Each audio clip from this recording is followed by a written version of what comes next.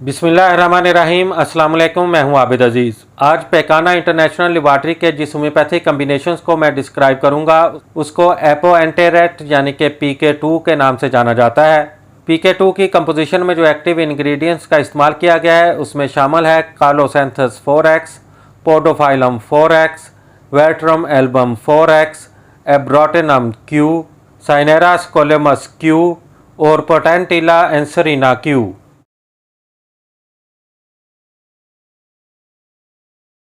PK2 को असहाल, पेचस और आंतों की सोजश की दवा के तौर पर जाना जाता है।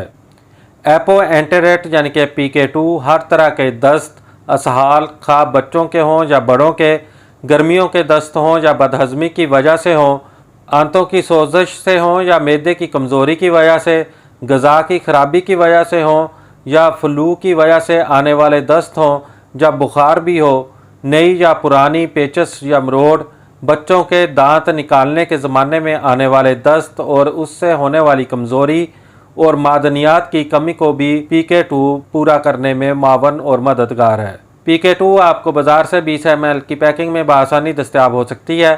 PK2 की खुराक का इस्तेमाल कुछ इस तरह से है। तबीयत की ज़्यादा खराबी की सूरत में मरीज़ को दिन में हर 2 घंटे के वक्फे के साथ 10 कतरे पानी में हल करके इस्तेमाल करवाने चाहिए और बच्चों के लिए हर 2 घंटे के वक्फे के साथ 1 घूंट पानी में 5 कतरे हल करके इस्तेमाल करवाने चाहिए। और अगर तबीयत में अफाका हो रहा हो तो फिर 10 कतरे पानी में हल करके दिन में 3 से 4 मरतबा मरीज़ को इस्तेमाल करवाने चाहिए।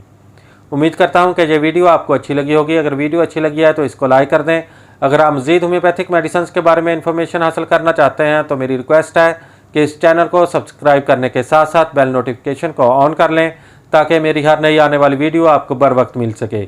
इसी के साथ ही नेक्स्ट वीडियो तक मुझे दें इजाज़त। अल्लाह हाफिज़।